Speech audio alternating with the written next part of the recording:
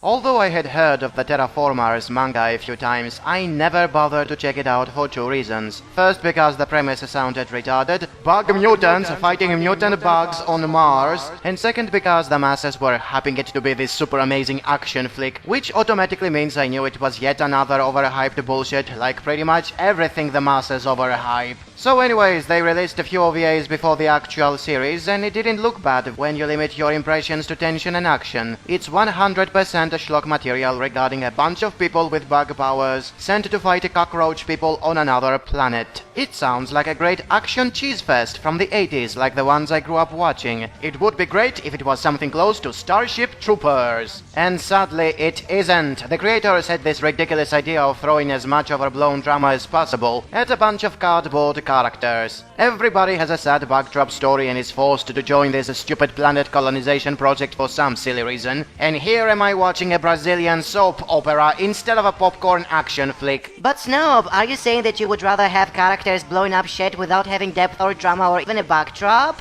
Yes, that is exactly what I would prefer, because that is what the premise prepares you for. This is not a story that makes you think of Space Odyssey. It is something that makes you think of Space Troopers. Bug mutants fighting mutant bugs on Mars. Why the hell would I care if poor Alejandro Rodriguez manages to confess his love to Juanita Gonzalez without her strict father finding out? The hell is this crap? Give me pure action! But Snob, that only means that your expectations were not met. It doesn't mean the show is bad. Why weren't you pleasantly surprised to find out it is far more than that, with the characters having personal conflicts and human pathos that makes them far more relatable? Because the drama is shit. None of them are interesting to bother remembering their faces, much less their names and stories. Okay, that Adolf Hitler dude was cool, but all the rest are nothing but fodder. Every story is basic. One wants to gather money for his sick sister, another one wants fame, a third one is a prisoner. There is so much talking and build-up between action scenes that you are completely bored by the time the fun begins. Over half of the show is wasted on flashbacks where we see the backdrop stories of the characters, and because none of them matter, they feel like dead time. And just like it happens with all shows that are about shock effect, you get a big amount of characters who are dying a few episodes after they are introduced, thus not only failing at allocating enough time for the audience to get to like them, but also rendering all the time that was spent on their drama and backdrop to be a complete waste of time. At best, the only thing you will bother remembering from all this mess is the way they got pulverized. I couldn't even enjoy the action bits because of all the ridiculous amounts of censorship it had in the first third. They were hiding everything. It was black circles and beams filling the screen. Very smart, you guys, animating a super action gore title and then you hide all the super action gore. You destroyed the main hook of the show. Granted,